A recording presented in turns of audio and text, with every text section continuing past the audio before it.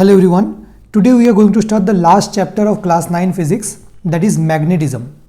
हम इस चैप्टर को बिल्कुल बेसिक से स्टार्ट करने वाले हैं एंड अगर आपने हर एक पॉइंट को अच्छे से समझ लिया तो ये चैप्टर आपको बिल्कुल इजी लगने लगेगा एंड सब कुछ आपको समझ में आ जाएगा.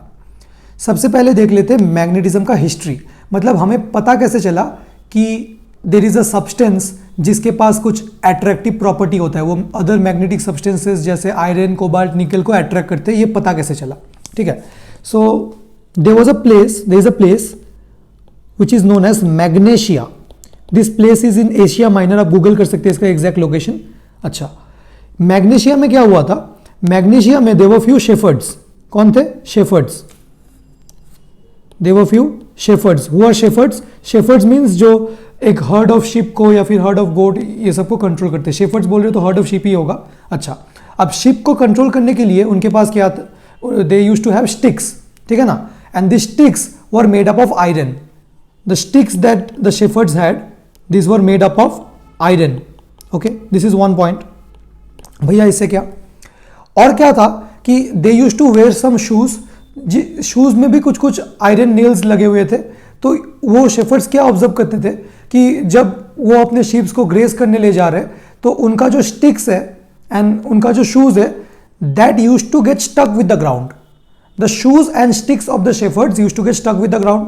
अब वो बिल्कुल परेशान हो जाते थे कि यार यहाँ पे तो कुछ चमत्कारी हो रहा है, ऐसा कैसे हो रहा है, कैसे मेरा पैर एकदम ग्राउंड से स्टक हो रहा है, कैसे ये स्टिक ग्राउंड से स्टक हो रहा है. So they used to get confused. Later on it was discovered that is because of a naturally occurring rock which is known as lodestone. and इस lodestone के पास magnetic properties है, मतलब attractive properties है. क्योंकि वो sticks and shoes iron से बने थे, so this lodestone used to attract those iron, weakly attract that iron, and that lodestone presently it is known as natural magnet. Natural magnet क्यों? क्योंकि ये एक ऐसा substance है जिसके पास magnetic properties है, मतलब जिसके पास attractive properties है. पर attractive properties इसके पास आया कैसे? नेचर ने खुद ही इंड्यूस किया. हमें नहीं पता कि उसके पास मैग्नेटिक प्रॉपर्टीज कैसे आया. नेचर ने या गॉड ने या फिर क्रिएटर ऑफ द यूनिवर्स ने उसे मैग्नेटिक प्रॉपर्टीज इंड्यूस किया उसमें, ठीक है. उसको वो एबिलिटी दिया कि वो आयरन नेल्स को या फिर अदर मैग्नेटिक सब्सटेंसेस को अट्रैक्ट कर सकता है. And this everything is happening in 4000 BC. बहुत पहले की बात है. 4000 BC में there was a place called Magnesia in which the shepherds they used to observe that their iron sticks and shoes used to get stuck with the ground. Later on it was discovered that is due to a naturally occurring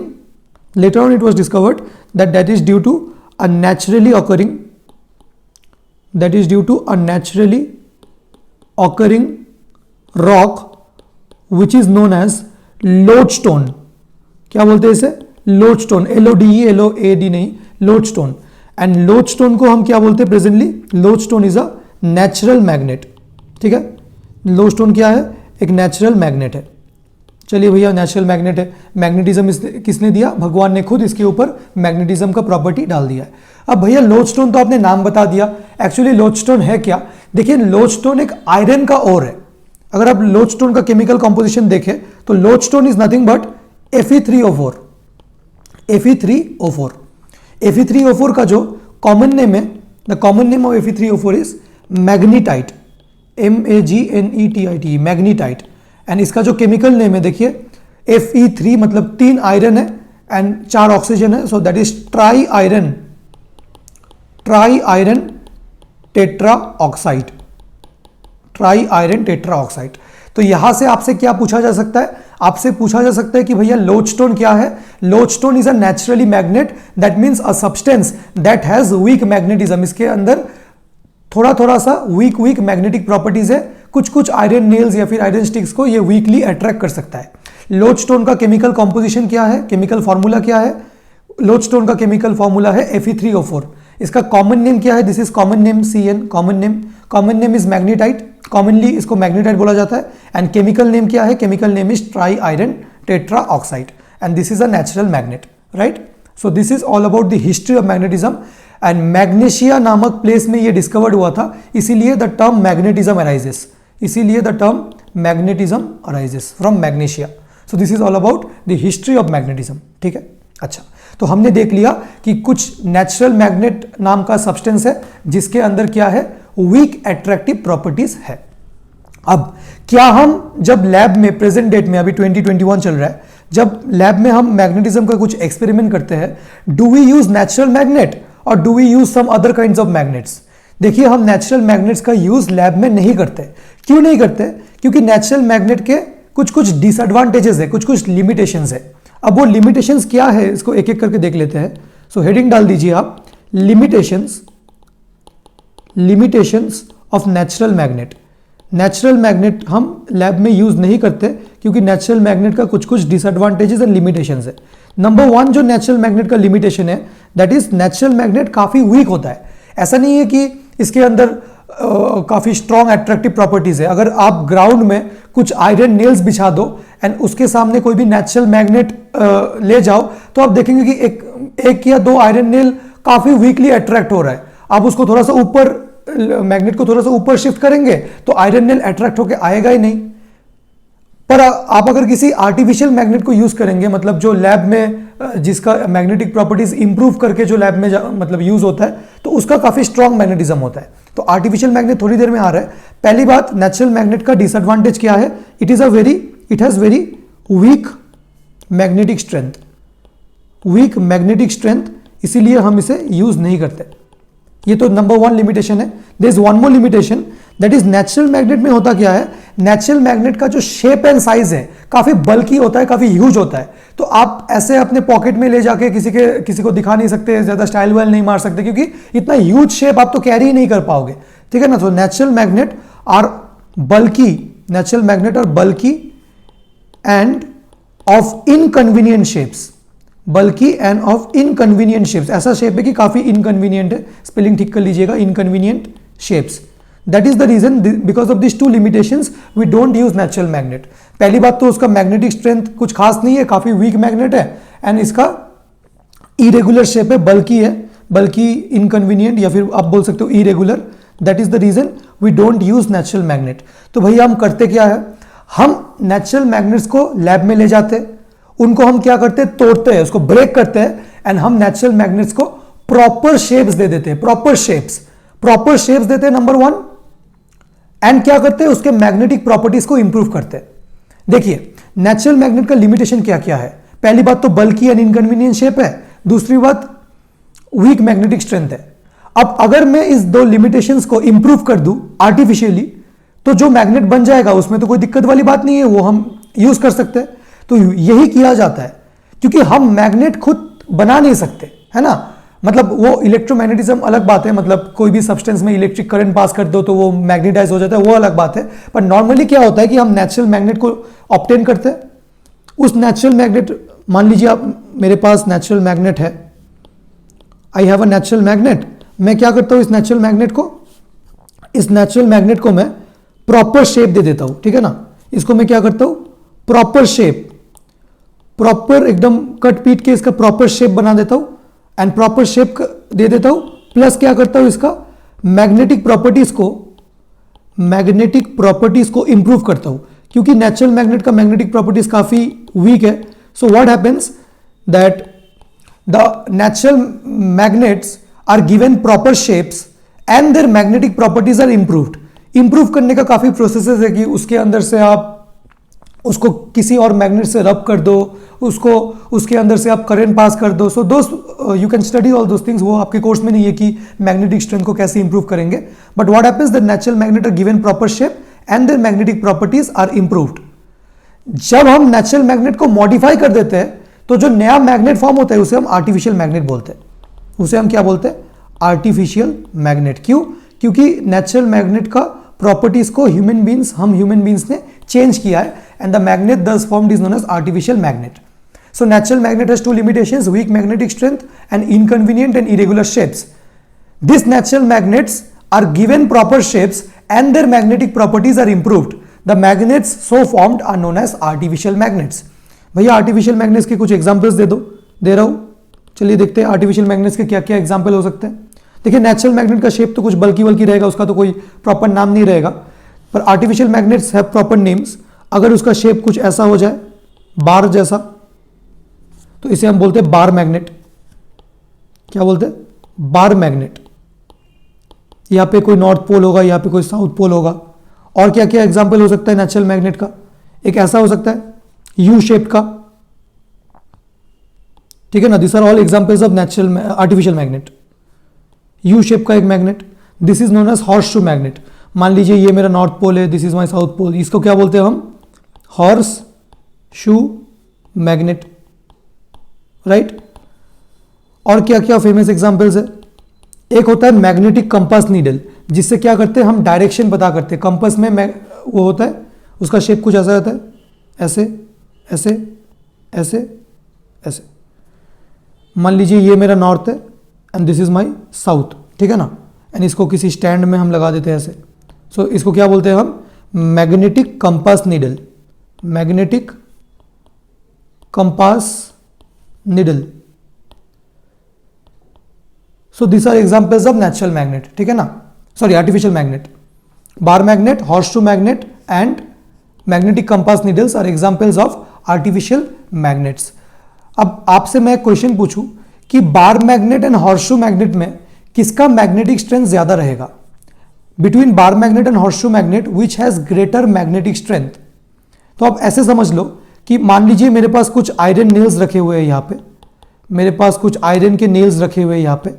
अगर मैं इस iron के nail के सामने bar magnet लेके आऊं ऐसे, तो मान लीजिए कि north pole is towards the iron nails and south pole is away from the iron nails, and इसके सामने मैं हॉर्स शू मैग्नेट भी लेके रहूं नीचे से, ओके। डिफरेंट सिचुएशंस में once I am bringing a bar magnet, another time I am bringing a horseshoe magnet. तो किसका अट्रैक्शन ज्यादा होगा? हॉर्स शू मैग्नेट ज्यादा अट्रैक्ट करेगा या बार मैग्नेट ज्यादा अट्रैक्ट करेगा? अब इसको 20 सेकंड सोचिए, फिर मैं आंसर बता रहा हूं।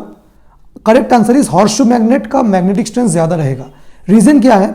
देखिए बार मैग्नेट का शेप ऐसा है कि at one particular time only one of the poles will show attraction. मतलब both the poles of the magnet, north pole and south pole, are in different directions, है ना। एक सामने है तो एक पीछे, different directions. But horseshoe magnet में क्या हो रहा है कि at one particular time both the poles are in same direction. यहां पे क्या है? बोथ पोल्स इन सेम डायरेक्शन। तो इसका जो नेट मैग्नेटिक अट्रैक्शन है वो ज्यादा होगा, क्योंकि दोनों पोल सेम डायरेक्शन में है, तो इसका नेट मैग्नेटिक अट्रैक्शन ज्यादा होगा, ठीक है। So this is all about natural magnet and ये artificial magnet. So natural magnet, एक अब एग्जांपल दीजिए, लोडस्टोन। लोडस्टोन का chemical composition, chemical formula Fe3O4, common name magnetite, chemical name tri iron tetra oxide. Lodestone या फिर natural magnet के limitations होते हैं, उसका मैग्नेटिक स्ट्रेंथ वीक रहता है and natural magnet are of inconvenient and bulky shapes. We take this natural magnet, give them proper shape, their magnetic properties are improved and the magnets so formed are artificial magnets, ठीक है। And artificial magnets का कुछ examples बताइए। Bar magnet, horseshoe magnet, magnetic compass needle. Between a bar magnet and horseshoe magnet which has greater magnetic strength, obviously horseshoe magnet. ये बिल्कुल कहानी जैसा है, जैसा मुझे याद है आपको याद रहना चाहिए, इसमें कोई खास बात नहीं है, ठीक है ना। Now let us move on, okay. So हम क्या कंक्लूड कर रहे हैं कि अगर मेरे पास कोई मैग्नेट है, so this magnet will have two properties. Now we are discussing the two properties of magnet. One of the properties is known as attractive property and another property of magnet is known as the directive property. Attractive property तो सबको feel आ जाता है कि magnet can attract other magnetic substance, but directive property क्या है इसको हम थोड़ा डिस्कस करेंगे. So what are the two properties that a magnet can have? And जब आप magnet बोल रहे हो, we are obviously referring to artificial magnet, right? From now, because natural magnet का कोई practical use नहीं है, there are a lot of limitations. Now whenever we are talking about magnet, we are talking about artificial magnet. हमने एक classification कर लिया, अब बस artificial magnet की बात करेंगे. So magnet has two properties, attractive property and directive property. What is the meaning of attractive property? Attractive property of magnet मतलब a magnet has the property of attracting other magnetic substances towards itself, and this is known as the attractive property of magnet. क्या बोला मैंने?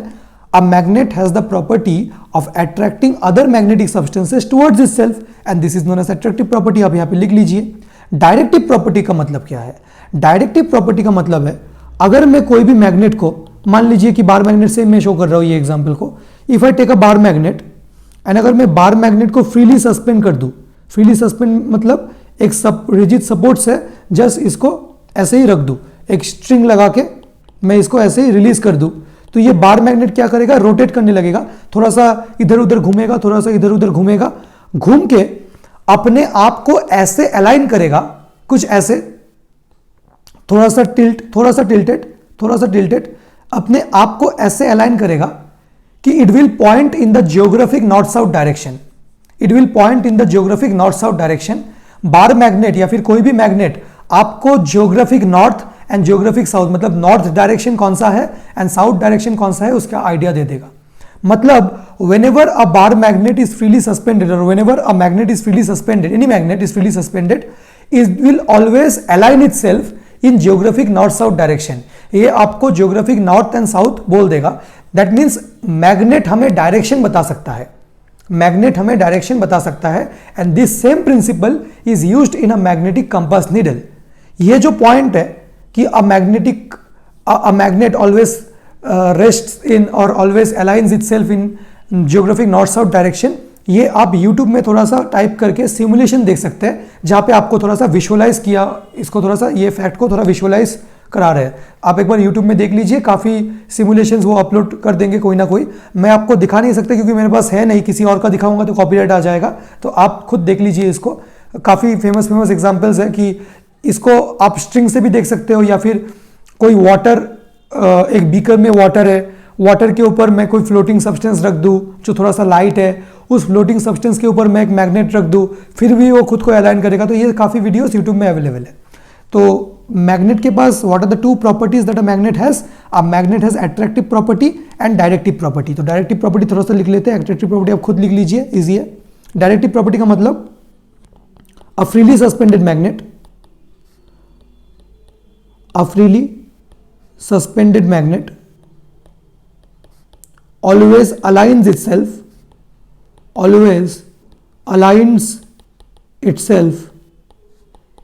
in geographic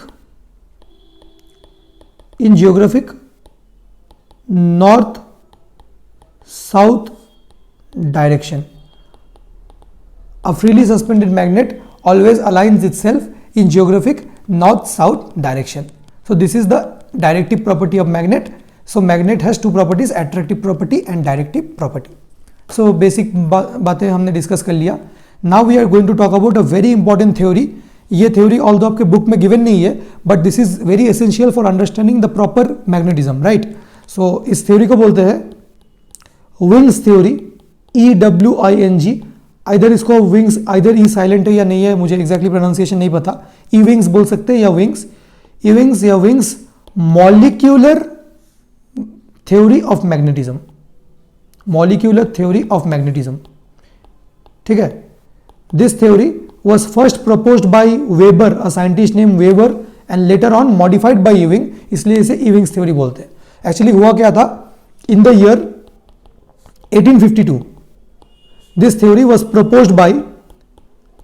proposed by a scientist Weber, and later on in 1890 this was modified, this same theory was modified by Ewing।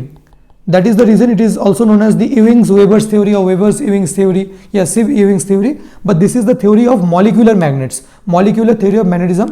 काफ़ी मज़ा आने वाला है इस theory को अगर आपने अच्छे से समझ लिया, ठीक है।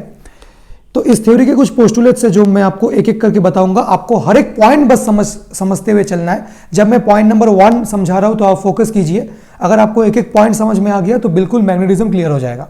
तो इसमें बोला क्या गया है, इसने बोला है कि जितने भी मैग्नेटिक सब्सटेंसेज है, all the magnetic substances are made up of molecules. देखिए दुनिया में जितने भी सब्सटेंसेज है वो सारे तो मॉलिक्यूल्स एंड एटम से ही मिलकर बने हुए हैं। सो इस थ्योरी में भी वही बोलता है कि all the magnetic substances are made up of molecules that themselves behave like tiny magnets। मतलब एक मैग्नेटिक सब्सटेंस जो मॉलिक्यूल्स, छोटे छोटे मॉलिक्यूल से मिलके बने हैं, वो मॉलिक्यूल खुद एक टाइनी मैग्नेट है, ठीक है। मैं पॉइंट लिख लेता हूं फिर मैं आपको समझा दूंगा।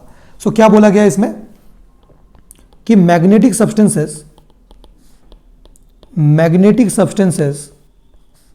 Are made up of molecules, magnetic substances are made up of molecules that themselves, मतलब ये मॉलिक्यूल्स खुद, that themselves behave like tiny magnets. Magnetic substances are made up of molecules that themselves behave like tiny magnets. ठीक है, सिर्फ magnetic substances नहीं, magnets as well as magnetic substance बोलना चाहिए था मुझे, मतलब मैग्नेट भी एंड मैग्नेटिक सब्सटेंस भी,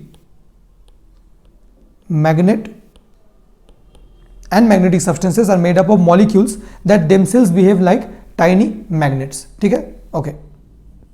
अब मतलब मान लीजिए अगर मेरे पास एक बार मैग्नेट है, मेरे पास एक बार मैग्नेट है, तो ये बार मैग्नेट छोटे छोटे मॉलिक्यूल से बने होंगे ऐसे। This bar magnet is made up of small small molecules. मैं थोड़ा सा लार्ज दिखा रहा हूं, तो ये बोल क्या रहा है कि ये जो जितने भी छोटे छोटे मॉलिक्यूल्स है, ये खुद आपस में north south north south north south ऐसे बने, मतलब उनका खुद एक नॉर्थ पोल खुद एक साउथ पोल ऐसा कुछ है देमसेल्व्स। एंड ये तो मैंने थोड़ा सा ऑर्डरली अरेंजमेंट दिखाया है, ये जो मॉलिक्यूल्स बिल्कुल ऑर्डरली अरेंज्ड ऐसा नहीं है, ये ऐसे ऐसे ऐसे ऐसे भी अलाइंड हो सकते हैं। ठीक है ना। सो मैं तो बस ऐसे बता देता हूं कि ये मेरा नॉर्थ है, ये मेरा साउथ है, पर अंदर ही अंदर जितने भी मॉलिक्यूल्स है, मॉलिक्यूल्स में भी अपने अपने नॉर्थ एंड साउथ है। So magnet and magnetic substances are made up of molecules that themselves behave like tiny magnets. This is the first point. ठीक है, what is the second point about this theory? Second point is, जब कोई magnetic substance अनमैग्नेटाइज्ड है, मतलब मान लीजिए कि मैं आयरन नेल्स को ग्राउंड में रख दूं, तो क्या between two iron nails will there be any force of attraction? No. Magnetic substances के बीच में तो कोई फोर्स ऑफ अट्रैक्शन नहीं हो सकता। तो वही बोल रहा है कि अगर कोई अनमैग्नेटाइज्ड स्टेट में है, मतलब अभी तक मैग्नेटिज्म इंड्यूस नहीं हुआ है उसके अंदर, तो क्या होगा? अनमैग्नेटाइज्ड स्टेट में सारे जो ये टाइनी मैग्नेट्स है, इन टाइनी मैग्नेट्स को हम वेबर एलिमेंट्स भी बोलते हैं। टाइनी मैग्नेट्स को क्या बोलते हैं? इन टाइनी मैग्नेट्स को हम वेबर एलिमेंट्स भी बोलते हैं, डिपेंड मतलब on the name of the scientist Weber. So he is saying that in अनमैग्नेटाइज्ड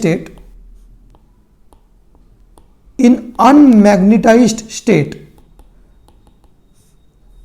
all the Weber elements, मतलब all the tiny magnets, all the Weber elements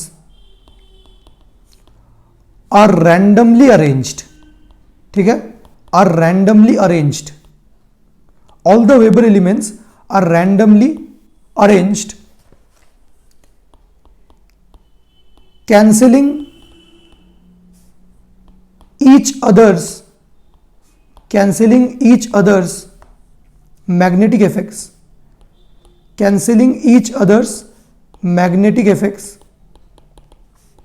and producing no net magnetism.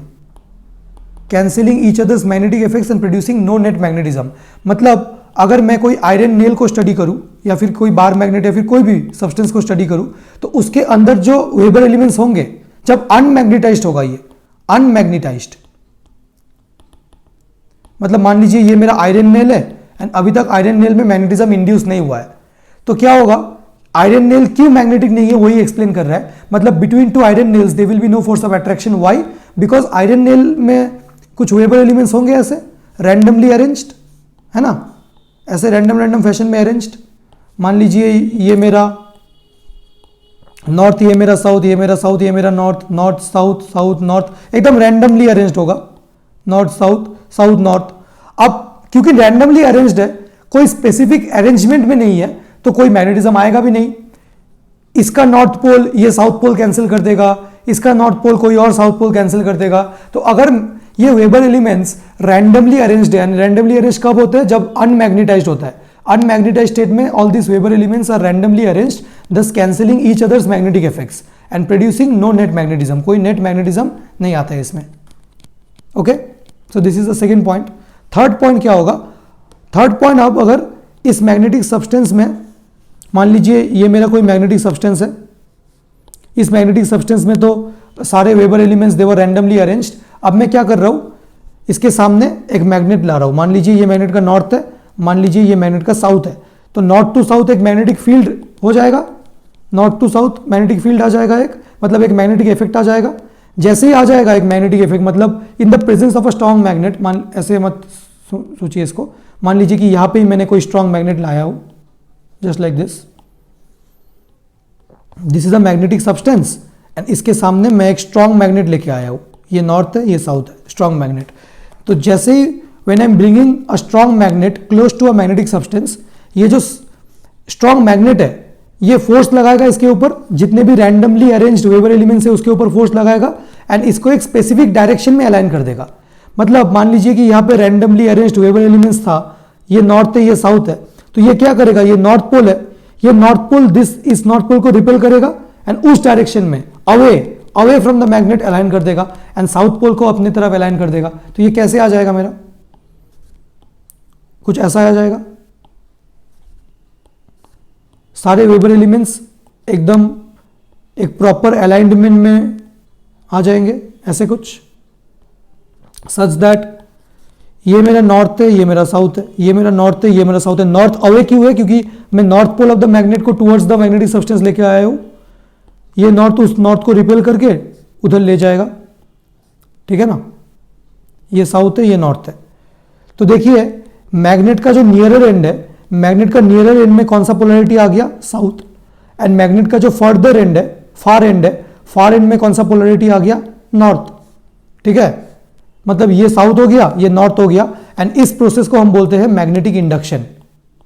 Magnetic induction क्यों, क्योंकि ये जो magnetic substance था, इस magnetic substance में पहले तो कोई नेट मैग्नेटिज्म नहीं था। कोई नेट मैग्नेटिज्म क्यों नहीं था, क्योंकि all the weber elements were randomly arranged. whenever just as I brought a strong magnet closer to a magnetic substances, all these Weber elements got aligned in a specific direction, and इससे क्या हो गया, जो opposite polarity है, मतलब ये मेरा north पोल था, नॉर्थ का ऑपोजिट क्या है, साउथ, ऑपोजिट पोलैरिटी इंड्यूस हो गया, मतलब ऑपोजिट पोलैरिटी इंड्यूस मतलब ऑपोजिट पोलैरिटी जनरेट हो गया at the near end, and same polarity generate हो गया at the far end, and this process is known as magnetic induction. मैं लिख देता हूं हुआ क्या,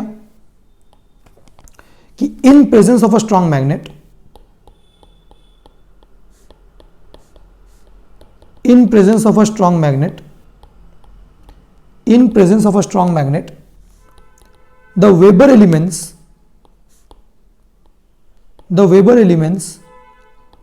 align in a specific direction. In presence of a strong magnet, the Weber elements align in a specific direction such that, ये specific direction कैसा है, such that opposite polarity is developed at near end and same polarity at far end, and ये जो process हुआ, the development of opposite polarity at near end, same polarity at far end, this is a temporary effect, and this effect is known as, this phenomena is known as magnetic induction.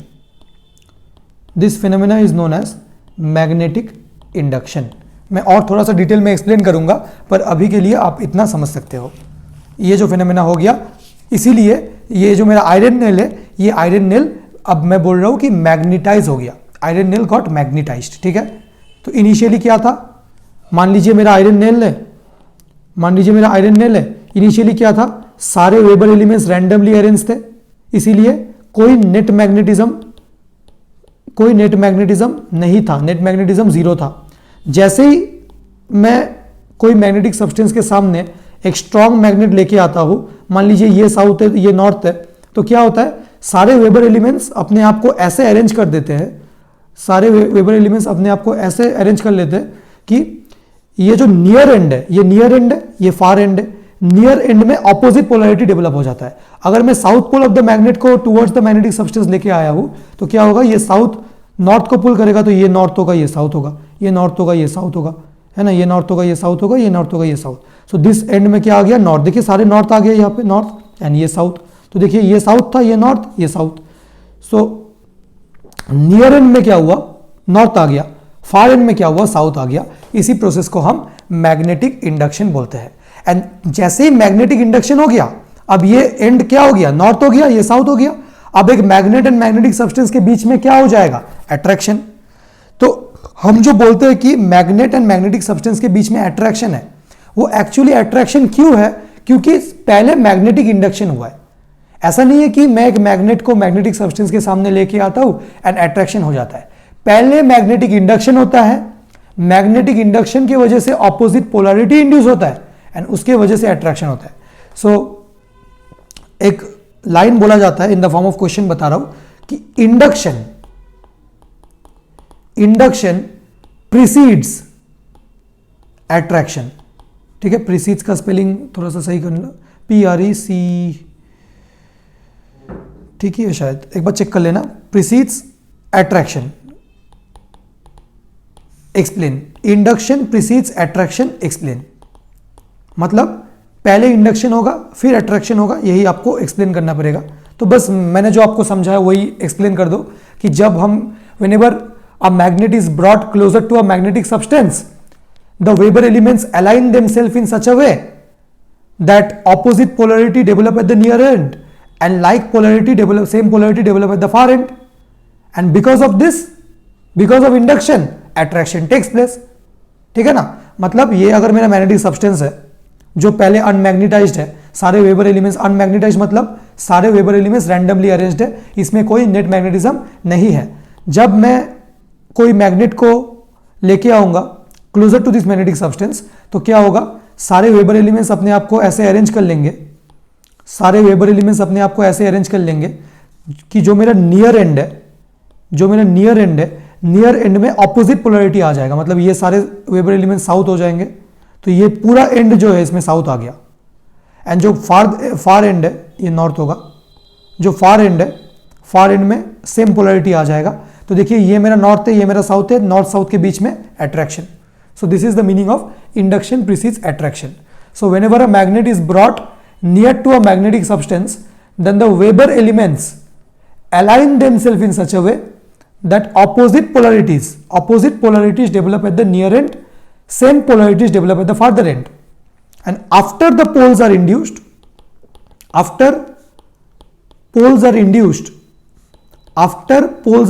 पहले poles induce होंगे, then attraction occurs। ये line important है, after poles are induced. आप खुद के language में लिख लीजिए, अगर आपने को स्किप कर दिया तो वीडियो को रिवाइंड कर लीजिए, मैंने खुद डिक्टेट किया, आप पॉज कर करके लिख लीजिए। After poles are induced then attraction takes place, after poles are induced then attraction takes place and hence induction precedes attraction. ठीक है, अच्छा, जो सेकंड इंपॉर्टेंट पॉइंट है about induction, that is induced magnetism is temporary. Induced magnetism is temporary. ठीक है, temporary क्यों है? मान लीजिए मेरे पास आयरन नेल्स है, फिर से सॉल्यूशन लिख रहा हूं, एक सेकेंड, ओके। मान लीजिए मेरे पास यहां पे कुछ आयरन नेल्स रखे हुए, काफी सारे आयरन नेल्स हैं। क्या इन आयरन नेल्स के बीच में अट्रैक्शन होगा? Only iron nails are kept, will there be any attraction between the iron nails? No, the answer is no, iron nails के बीच में अट्रैक्शन नहीं होगा। पर अगर मैं एक मैग्नेट लेके आऊं, closer to the iron nails and एक एक करके आयरन नेल्स के ऊपर से लेके जाऊं, तो क्या होगा, थोड़ी देर बाद क्या होगा कि ये जो आयरन नेल्स है they will stick to the magnet. मान लीजिए एक आयरन नेल है, उसके नीचे दूसरा, मैंने क्या किया, मैग्नेट को ले जाके पहले इससे टच किया, फिर इससे टच किया, फिर इससे टच किया, फिर इससे टच किया, तो सारे आयरन नेल्स ऐसे आ गए होंगे। तो पहले आयरन नेल्स के बीच में अट्रैक्शन नहीं हो रहा था। अब मैं इनको नाम दे देता हूं, हाँ, थोड़ा सा समझने के लिए इसको नाम दे देता हूं। मान लीजिए this is 1, I am sorry, मान लीजिए this is 1, this is 2, this is 3, this is 4, this is 5। तो ये था 1 2 3 4 5 एंड 6, और एक बना देता हूं। तो पहले तो 1 एंड 2 के बीच में अट्रैक्शन नहीं था, अब तो अट्रैक्शन है। 2 एंड 3 के बीच में अट्रैक्शन नहीं था पहले, अब तो अट्रैक्शन है। क्यों है? क्योंकि एक मैग्नेट हम एक मैग्नेट को सामने लेके आए। So induce magnetism is temporary because induce magnetism lasts until and unless the magnet is present। जब तक मैग्नेट प्रेजेंट है तब तक इंड्यूस मैग्नेटिज्म है। क्यों? ये अगर नॉर्थ है तो यहां पे साउथ इंड्यूस हो चुका है, यहां पे नॉर्थ इंड्यूस हो चुका है, यहां पे south north south north south north south north south and north. जैसे ही हम मैग्नेट को हटा देंगे तो आपको नहीं लगता कि ये सारे फिर से वेबर एलिमेंट्स अपने आप को रैंडम फैशन में अरेंज कर लेंगे? क्योंकि एक मैग्नेट है इनके सामने, इसीलिए तो वेबर एलिमेंट्स एक स्पेसिफिक डायरेक्शन में अलाइन हुए हैं। पर अगर मैं इस मैग्नेट को हटा दूं तो सारे वेबर एलिमेंट्स फिर से अपने आप को रैंडम फैशन में अरेंज कर लेंगे, तो फिर से मैग्नेटिज्म गायब हो जाएगा, है ना। तो इंड्यूस मैग्नेटिज्म टेम्परेरी क्यों है? Because induce magnetism lasts, induce magnetism lasts as long as magnet is present, as long as magnet is present। अगर हम मैग्नेट को ही हटा दे तो कोई नहीं होगा कि जो मैग्नेटिक फील्ड इंड्यूस कर सकता है, जो मैग्नेटिज्म इंड्यूस कर सकता है, तो इंड्यूस मैग्नेटिज्म भी नहीं होगा। ठीक है, so this is all about magnetic induction. दो इंपॉर्टेंट पॉइंट्स है कि induction precedes attraction and induce magnetism is temporary, induce magnetism is temporary. तो आज के लेक्चर का थोड़ा लास्ट टॉपिक देख लेते हैं, that is very few important points about magnetism। important points about magnetism। ये वेबर एलिमेंट का बात आपको अच्छे से समझ में आना चाहिए क्योंकि इससे काफी कुछ एक्सप्लेन हो सकता है। इंपॉर्टेंट पॉइंट्स अबाउट मैग्नेटिज्म में सबसे पहला जो है वो मैं आपको लॉ ऑफ पोल्स समझाना चाहता हूं। लॉ ऑफ पोल्स जो एक यूनिवर्सल लॉ है, लॉ ऑफ पोल्स। ठीक है ना। लॉ ऑफ पोल्स क्या बोलता है कि अगर मेरे पास एक मैग्नेट है, ऐसे ये नॉर्थ पोल, ये साउथ पोल, एक और मैग्नेट है north pole and south pole. तो देखिए यहां पे south and north are closer to each other. ठीक है ना। सो साउथ एंड नॉर्थ क्या है? सेम पोल्स या ऑपोजिट पोल्स? ऑपोजिट पोल्स है। तो ऑपोजिट पोल्स में क्या होगा? प्यार या दुश्मनी? प्यार। ठीक है, आपको प्यार की भाषा ही समझ में आता है। तो अगर ऑपोजिट पोल हो गया north and south, north and south के बीच में प्यार मतलब अट्रैक्शन। नॉर्थ एंड साउथ के बीच में क्या? अट्रैक्शन। सेम सिचुएशन में अगर ऐसा है कि मान लीजिए ये नॉर्थ साउथ है एंड ये नॉर्थ साउथ है, अच्छा ये तो फिर से सेम हो जाएगा। मान लीजिए ये साउथ एंड नॉर्थ है, तो यहां पे क्या हो गया? दो opposite poles closer to each other है, तो ऑपोजिट पोल्स में क्या होगा? दुश्मनी। दुश्मनी मतलब रिपल्शन। तो लॉ ऑफ पोल्स बस इतना ही बोलता है, ये एक यूनिवर्सल लॉ है मैग्नेटिज्म का, इसका कोई रीजन नहीं है, लॉ का रीजन नहीं होता है, ये एक जनरल ऑब्जर्वेशन है नेचर का। ठीक है ना। तो इसको हम मैग्नेटिक फील्ड लाइंस इस सबसे एक्सप्लेन कर सकते हैं। लॉ को टेस्ट किया जा सकता है, जैसे Newton's loss. Newton's loss can be tested but it cannot be proved, mathematical proof नहीं होगा उसका कुछ, या फिर हम वैसे कुछ रीजन नहीं दे पाएंगे, पर हर एक टाइम हम इसे टेस्ट कर पाएंगे, वेरिफिकेशन हो पाएगा। ठीक है ना। पर लॉ का कोई रीजन नहीं होता, लॉ तो लॉ होता है, इसमें कोई फ्लॉ नहीं होता। ठीक है। तो मैं क्या बताना चाह रहा था कि like poles repel and unlike poles attract. This is the law of poles. Unlike poles, unlike मतलब ऑपोजिट, अनलाइक पोल्स के बीच में क्या होगा? Unlike poles attract and like poles repel. So this is the law of magnetism. ठीक है ना। This is the law of magnetism. ठीक है, ओके। सेकेंड थिंग इज अगर मेरे पास एक मैग्नेट है, मान लीजिए ये मेरा नॉर्थ है, ये मेरा साउथ है, अगर मैं इस मैग्नेट को बीच से कट कर देता हूं, क्या कर देता हूं? बीच से कट कर देता हूं, तो क्या मेरे पास ऐसा हो जाएगा? एक मैग्नेट मिलेगा जिसके अंदर सिर्फ नॉर्थ होगा, एक मैग्नेट मिलेगा जिसके अंदर सिर्फ साउथ होगा। देखिए ये साउथ था, ये नॉर्थ था, मैंने बीच से काट दिया तो नॉर्थ अलग हो गया, साउथ अलग हो गया। क्या ऐसा होगा? ऐसा बिल्कुल नहीं होगा। You can not obtain a single isolated pole, मतलब अकेला नॉर्थ या अकेला साउथ एग्जिस्ट नहीं कर सकता। क्यों एग्जिस्ट नहीं कर सकता? इसका रीजन भी वेबर एलिमेंट्स है। इसका रीजन भी क्या है? वेबर एलिमेंट्स है। मान लो ये मेरा मैग्नेट है, तो मैग्नेट के अंदर तो मैग्नेटाइज स्टेट में होगा, मतलब सारे वेबर एलिमेंट्स एक स्पेसिफिक डायरेक्शन में अलाइंड होंगे, मान लीजिए ऐसे। तो ये नॉर्थ साउथ, ये नॉर्थ साउथ, ये नॉर्थ साउथ, ये नॉर्थ साउथ, ये north south, north south, north south, north south. तो this end is north, this end is south. तो अगर आप मैग्नेट को कट करेंगे बीच से, अगर आप मैग्नेट को कट करेंगे बीच से, तो पता है क्या होगा? बस वेबर एलिमेंट सेपरेट हो जाएंगे। अगर यहां से कट किया तो इतना पार्ट अलग हो जाएगा, इतना पार्ट अलग हो जाएगा। कट करने के बाद क्या होगा? कट करने के बाद ये जो मैग्नेट है एंड ये जो मैग्नेट है, इस मैग्नेट में अपने वेबर एलिमेंट्स वैसे ही होंगे जैसे थे, north south, north south, north south, north south. तो ये एंड नॉर्थ, ये एंड साउथ। इसमें भी अपने वेबर एलिमेंट्स ऐसे ही होंगे, तो ये एंड नॉर्थ, ये एंड साउथ। ऐसा नहीं है कि हम साउथ इधर लिखते हैं, नॉर्थ इधर लिखते हैं, तो बीच से काटेंगे तो नॉर्थ अलग साउथ अलग। ऐसा क्यों नहीं होगा? क्योंकि आप वेबर एलिमेंट को सब डिवाइड नहीं कर पाओगे। अगर आपने मैग्नेट को बीच से कट कर दिया, इसका सिर्फ और सिर्फ यह मतलब है कि वेबर एलिमेंट्स सेपरेट हो चुके हैं। कुछ वेबर एलिमेंट्स लेफ्ट मैग्नेट की ओर जा चुके हैं, कुछ वेबर एलिमेंट्स राइट की ओर जा चुके हैं। वेबर एलिमेंट्स को फर्दर कट नहीं कर सकते आप मॉलिक्यूल्स को फर्दर, आप मतलब वेबर एलिमेंट्स को फर्दर सब डिवाइड नहीं कर सकते, ठीक है ना? तो मैग्नेटिक प्रॉपर्टीज ही डिस्ट्रॉय हो जाएगा। So cutting a magnet means just separation of magnetic, separation of Weber elements, ठीक है? तो सेकेंड पॉइंट क्या है?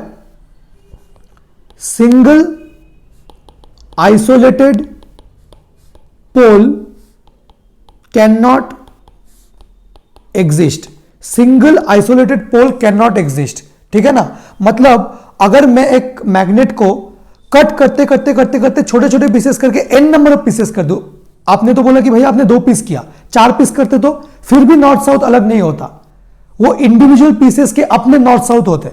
सो if a magnet is cut into a number of pieces, then क्या होगा? Weber elements will get distributed with the 2 pieces. कुछ Weber elements इधर चले गए, कुछ वेबर एलिमेंट्स उधर चले जाएंगे, पर ईच जो सिंगल पीस होगा, चाहे वो जितना ही छोटा पीस हो, each single piece will behave like a complete magnet. ऐसा नहीं है नॉर्थ साउथ सेपरेट हो जाएगा एंड उसके अलग अलग north pole and south pole होंगे, ठीक है ना? तो single isolated pole can not exist. इसका मतलब क्या है? If a magnet is cut into a certain number of pieces, if a magnet is cut into a certain number of pieces, then the Weber elements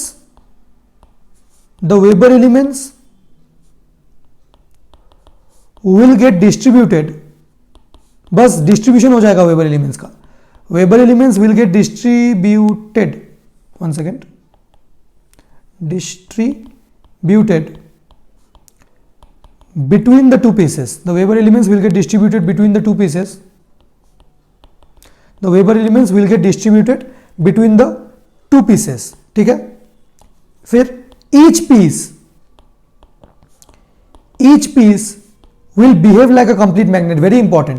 ऐसा नहीं है कि north south अलग हो जाएगा। Each piece will behave like a complete magnet. Each piece will behave like a complete magnet with its own north and south poles, ठीक है? That means a single isolated pole cannot exist. A single isolated pole cannot exist.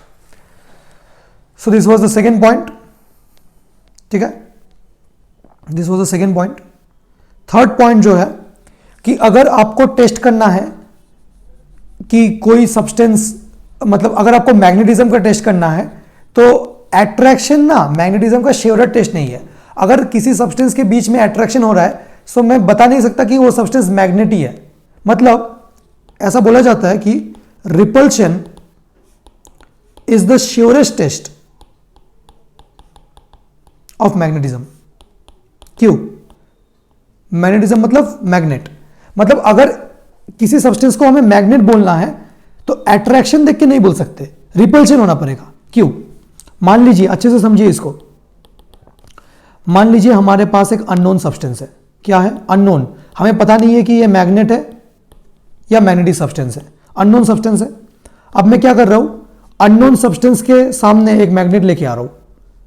Unknown, first step में unknown substance के सामने एक magnet लेके आ रहा हूं such that, मान लो कि north pole is near to the unknown substance and south pole is away. ठीक है, I have brought the north pole of a magnet. मेरे पास जो गिवन है दैट इज अ मैग्नेट, ये तो श्योर है मैग्नेट है। हमें अननोन सब्सटेंस का टेस्ट करना है, इसके लिए मेरे हाथ में जो है वो मैग्नेट है, वो गिवन रहेगा। I have brought the north pole of a magnet towards the unknown substance and मान लीजिए इसके बाद इनके बीच में दो पॉसिबिलिटीज है, एट्रैक्शन हो गया या रिपल्शन हो गया। अगर मैं किसी अननोन सब्सटेंस के सामने किसी मैग्नेट का नॉर्थ पोल लेके आता हूं और एट्रैक्शन हो गया, तो ये जो अननोन सब्सटेंस है ये क्या होगा? आइदर ये मैग्नेट होगा। ये मैग्नेट कब होगा? ये मैग्नेट तब होगा कि जब मैग्नेट का, मान लीजिए ये एक खुद ही मैग्नेट है, जिसका साउथ ये है, जिसका नॉर्थ ये है, इसलिए शायद अट्रैक्शन हुआ होगा। तो आइदर ये मैग्नेट होगा, आइदर ये क्या होगा, either this will be a magnet. अगर एक मैग्नेट एंड अननोन सब्सटेंस में अट्रैक्शन हो गया तो either this unknown substance is a magnet और अ मैग्नेटिक सब्सटेंस। आप 100% नहीं बोल सकते हो कि मैग्नेटिक, आप 100% नहीं बोल सकते हो कि मैग्नेट ही है, क्योंकि एक मैग्नेट एंड मैग्नेटिक सब्सटेंस के बीच में अट्रैक्शन होता है, एक मैग्नेट एंड मैग्नेट के बीच में अट्रैक्शन एंड रिपल्शन दोनों हो सकता है। मैं क्या बोलना चाह रहा हूं, मैं इतना ही बोलना चाह रहा हूं कि मैग्नेट एंड मैग्नेट, दो मैग्नेट के बीच में क्या क्या पॉसिबिलिटीज है। दो मैग्नेट के बीच में अट्रैक्शन भी हो सकता है, रिपल्शन भी हो सकता है ना। पर एक मैग्नेट एंड मैग्नेटिक सब्सटेंस के बीच में कभी रिपल्शन नहीं होगा, क्योंकि मैग्नेट एंड मैग्नेटिक सब्सटेंस के बीच में क्या होगा, attraction due to magnetic induction, है ना। तो ये क्या होगा, अट्रैक्शन। तो देखिए अट्रैक्शन तो इधर भी आ रहा है, इधर भी आ रहा है, मतलब अगर अट्रैक्शन है तो वो मैग्नेट भी हो सकता है एंड मैग्नेटिक सब्सटेंस भी हो सकता है, इसलिए अट्रैक्शन श्योरेट टेस्ट नहीं है। अगर रिपल्शन हो जाए तो that is the surest test. So I have brought the north pole of a magnet towards the unknown substance and अगर अट्रैक्शन हुआ उनके बीच में, तो ये जो अननोन सब्सटेंस है, अननोन सब्सटेंस आइदर मैग्नेट है और मैग्नेटिक सब्सटेंस है। एंड अगर रिपल्शन हो गया, अगर रिपल्शन हो गया तो श्योर ये मैग्नेट ही होगा। Unknown substance is a magnet, unknown substance is a magnet. तो ये तो हमने फर्स्ट चेक कर लिया। अगर रिपल्शन हुआ तो हमें श्योर पता चल गया मैग्नेट है, पर अगर अट्रैक्शन हुआ तो श्योर नहीं हुआ। तो अगर अट्रैक्शन हो गया तो हमें एक सेकेंड स्टेप करना पड़ेगा, उसी सेम अननोन सब्सटेंस के सामने अब सेम मैग्नेट का साउथ लेके जाओ। पहले नॉर्थ लेके गए थे, अब साउथ लेके जाओ। एंड इसके बाद अगर फिर से अट्रैक्शन हुआ, मतलब जब north pole of the magnet is taken closer to the unknown substance, attraction is observed. When south pole is taken towards the same unknown substance, अगर फिर से attraction हुआ, तब तो the unknown substance is a magnetic substance. Magnet तो हो ही नहीं सकता। दो बार अट्रैक्शन, साउथ ले जाने में भी अट्रैक्शन, नॉर्थ ले जाने में भी अट्रैक्शन, दैट मीन्स ये मैग्नेटिक सब्सटेंस है। पर अगर सेकेंड केस में रिपल्शन हो गया तो ये क्या होगा, मैग्नेट होगा। मैं फिर से समझा रहा हूं, मेरे पास एक अननोन सब्सटेंस है जिसका, जो ये अननोन सब्सटेंस खुद एक मैग्नेट है या मैग्नेटिक सब्सटेंस है, ये मुझे पता नहीं। मैं क्या कर रहा हूं, I am taking the north pole of a magnet towards this unknown substance. अगर उनके बीच में अट्रैक्शन हो गया तो either this unknown substance is a magnet और अ मैग्नेटिक सब्सटेंस। अगर रिपल्शन हुआ तो 100% मैग्नेट है। तो रिपल्शन का केस को तो हम पहले ही एलिमिनेट कर रहे हैं। रिपल्शन हुआ तो मैग्नेट पता ही चल गया, पर अगर अट्रैक्शन हुआ तो हमें सेकेंड स्टेप करना पड़ेगा। अगर नॉर्थ पोल ले जाने से अट्रैक्शन हुआ तो हम देखते कि साउथ पोल ले जाने से क्या होगा। अब नॉर्थ पोल ले जाने से अगर अट्रैक्शन हुआ एंड हम जब साउथ पोल ले गए तो फिर से अट्रैक्शन हुआ, मतलब दो बार अट्रैक्शन, तो the given substance is a magnetic substance. अगर एक बार अट्रैक्शन एंड एक बार repulsion, so that is a magnet. क्यों? क्योंकि अगर मैग्नेट होगा तो इसका पोल साउथ यहां, नॉर्थ यहां, कुछ ऐसे ही होगा, पोल तो चेंज नहीं हो सकता, है ना। मान लीजिए ये मेरा अननोन सब्सटेंस था जो कि एक मैग्नेट ही था, जैसे नॉर्थ इधर साउथ इधर। तो अगर मैं नॉर्थ पोल ले जाऊं, तो रिपल्शन होगा, अगर मैं साउथ पोल ले जाऊं तो अट्रैक्शन होगा। Hence repulsion is the surest test of magnetism. ठीक है ना। So this is the third very important point about magnetism. So this are the basic points. आप पहले इतना समझ लीजिए, in the next lecture we are going to start magnetic field and magnetic field lines. आज मैंने आपको एक basic idea दिया मैग्नेटिज्म के बारे में। मैंने आपको इविंग्स थ्योरी ऑफ मॉलिक्यूलर मैग्नेटिज्म भी समझाया, जहाँ पे वेबर एलिमेंट्स का अलाइनमेंट की वजह से मैग्नेटिज्म आता है। मैग्नेटिक इंडक्शन एग्जैक्टली होता कैसे है वो भी हमने समझाया, and natural magnets, artificial magnets भी समझा हमने। तो आप इन पॉइंट्स को अच्छे से नोट डाउन कीजिए, इसको एक एक करके समझिए। अगर आपका फर्स्ट टाइम है मैग्नेटिज्म, आप फर्स्ट टाइम स्टडी कर रहे हो तो रिपीटेडली लेक्चर्स को वॉच कीजिए। कुछ समझ में ना आए तो उसका यूट्यूब में सिमुलेशन देखिए, पर गिव अप मत कीजिए, सब्जेक्ट को अच्छे से समझिए। एंड मुझे लगता है कि थोड़ा सा मेहनत के बाद आपका ये चैप्टर डेवलप हो जाएगा। So thank you very much, will meet again in the next lecture with magnetic field lines. Till then take care and keep studying.